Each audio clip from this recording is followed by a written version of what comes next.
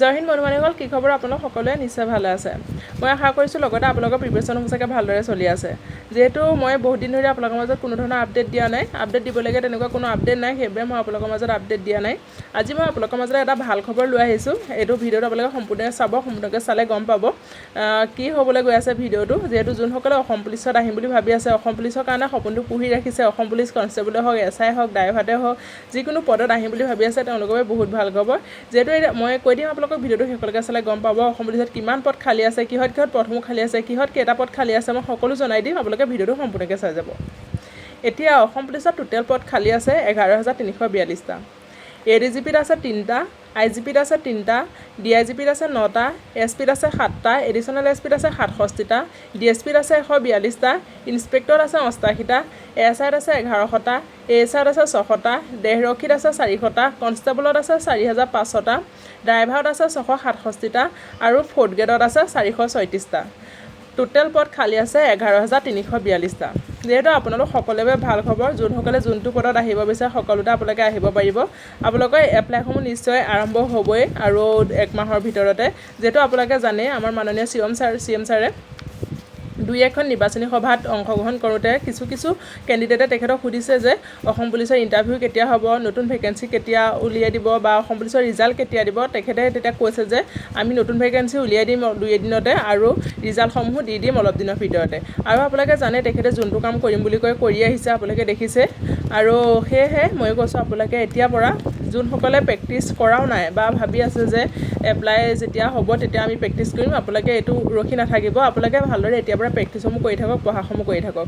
কাৰণ আপোনালোকে যদি ভাবে যে যেতিয়া আমি এপ্লাই অনলাইন আৰম্ভ হ'ব, তাৰপিছত এপ্লাই কৰিম, এপ্লাই কৰাৰ পিছত আমি ফিজিকেলৰ কাৰণে প্ৰেক্টিছ কৰিম, ফিজিকেল দিম, ফিজিকেলৰ পৰা যেতিয়া আমি ৰিটেনৰ কাৰণে চিলেক্ট হ'ম তেতিয়া আমি ৰিটেনৰ কাৰণে পঢ়িম। কিন্তু এইটো ভুল কেতিয়াও নকৰিব। এইটো ভুল যদি কৰে আপোনালোকে নিজক ঠগন দিয়া হ'ব। কাৰণ আপোনালোকে এটা চাকৰিত যেতিয়া এপ্লাই কৰি পেলাই আপোনাৰ হাতত মেক্সিমাম 2 মাহ দিব, তাৰপিছতে আপোনালোকৰ ফিজিকেলে হওক ৰিটেনে হওক পাতিব। কাৰণ অসম পুলিচত প্ৰথমতে ফিজিকেলে হয়। যেতিয়া আপুনি এপ্লাই কৰা আপোনাৰ 2 মাহৰ পিছত আপোনাৰ ফিজিকেল হ'ব। আপুনি 2 মাহত ফিজিকেলত ভাল মাৰ্কছ এটা উঠাব পাৰিব জানো? নোৱাৰে। কাৰণ আপুনি এতিয়াৰ পৰা প্ৰেক্টিছ কৰি থাকিব লাগিব, তেতিয়াহে আপুনি এটা ফিজিকেলত ভাল মাৰ্কছ উঠাব পাৰিব। আৰু আপুনি যদি ফিজিকেলত এটা ভাল মাৰ্কছ উঠাব নোৱাৰে তেতিয়া আপুনি ৰিটেনলৈ কেতিয়াও চিলেক্ট নহয়। কাৰণ এটা ফিজিকেলত ভাল মাৰ্কছ থাকিলেহে ৰিটেনলৈ চিলেক্ট কৰিব। আৰু আপোনালোকে সেইকাৰণে মই এতিয়াৰ পৰা কৈছোঁ, আপোনালোকে এতিয়াৰ পৰা ভালদৰে প্ৰেক্টিছ কৰি থাকক, পঢ়ি থাকক। কাৰণ আপোনালোকে এতিয়া এপ্লাই কৰিব, তাৰপিছত ফিজিকেল দিব, ফিজিকেলত ভাল মাৰ্কছ পালে ৰিটেনলৈ চিলেক্ট হ'ব, তাৰপিছত ৰিটেনৰ কাৰণে আকৌ পঢ়িব, এইটো সম্ভৱ নহয়। আপুনি যদি ফিজিকেলৰ কাৰণে এতিয়া প্ৰেক্টিছ কৰি আছে, ফিজিকেলত যদি এটা ভাল মাৰ্কছ পাইছে, তাৰপিছত যদি ৰিটেনৰ কাৰণে চিলেক্ট হৈছে, যদি আপুনি পঢ়া নাই কিন্তু ৰিটেনত গৈ যদি বেয়া হয়, তেতিয়াও আপুনি চাকৰিটো পোৱা সম্ভৱ নহ'ব। আপুনি দুইটাতে সমান মাৰ্কছ পাব লাগিব। অলপ কম হ'লে কথা নাই, দুইটাতে ভাল মাৰ্কছ পাব লাগিব, তেতিয়াহে এটা চাকৰিৰ কাৰণে চিলেক্ট হ'ব। আপোনালোকে এতিয়াৰ পৰা প্ৰেক্টিছসমূহ কৰি থাকক। আপোনালোকে এইটো ভুল কেতিয়াও নকৰিব, এপ্লাই কৰিম, প্ৰেক্টিছ কৰিম, পঢ়িম, এইটো ভুল কেতিয়াও নকৰিব। এইটো ভুল কৰিলে আপোনালোকে নিজক ঠগা হ'ব, নিজৰে ভুল হ'ব। এইটো কেতিয়াও আপোনালোকে চাকৰি এটাৰ কাৰণে চিলেক্ট নহ'ব। এতিয়াৰ পৰা আপোনালোকে ভালদৰে প্ৰেক্টিছ কৰি থাকক, তেতিয়াহে আপোনালোকে এটা ফিজিকেলত ভাল মাৰ্কছ পাব পাৰিব। আৰু এতিয়াৰ পৰা পঢ়ি থাকক, তেতিয়াহে আপোনালোকে এটা ৰিটেনত ভাল মাৰ্কছ পাব পাৰিব আৰু আপোনাৰ সপোনৰ চাকৰিটো ল'ব পাৰিব।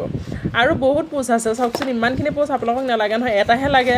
আপুনি এজনহে মানুহ, আপোনাক এটা পোষ্টে লাগে আৰু ভাবক যে সেই পোষ্টটো ময়ে ল'ম। ইমানখিনি পোষ্ট আছে, ইমানখিনি পোষ্ট দৰকাৰ নাই নহয়। আপোনাৰ নিজৰ কাৰণে আপোনাক অনলি এটা পোষ্ট লাগে। কনষ্টেবলতে চোন 4,500টা পোষ্ট খালী আছে। আপোনাক 4,500টা পোষ্ট আপোনাক নালাগে নহয়, আপোনাক এটাহে লাগে। আপুনি এটাৰ কাৰণে ভালদৰে চেষ্টা কৰক, আপুনি পাবই। আৰু ড্ৰাইভাৰটো কিমানখিনি পদ খালী আছে? 667টা পদ। আৰু যোনসকলে BA পাছ কৰিছে সেইসকলে SI দিব পাৰিব। SIটো বহুত পদ খালী আছে, 1100টা পদ খালী আছে। সকলোৱে ভাল খবৰ, যিহেতু যোনসকলে অসম পুলিচত সপোনটো পুহি ৰাখিছে তেওঁলোকৰ বহুত ভাল খবৰ। সকলোৱে প্ৰেক্টিছ কৰক, নিজৰ সপোনটো পূৰণ কৰক। আৰু বহুতে বেলেগৰ কথা শুনি ডিম'টিভেশ্যন হৈ যায়, প্ৰেক্টিছ কৰা বাদ দিয়ে, পঢ়া বাদ দিয়ে। এইটো ভুল কেতিয়াও নকৰিব। অলপ দিন ধৈৰ্য ধৰিব লাগিব, ধৈৰ্য ফল মিঠা।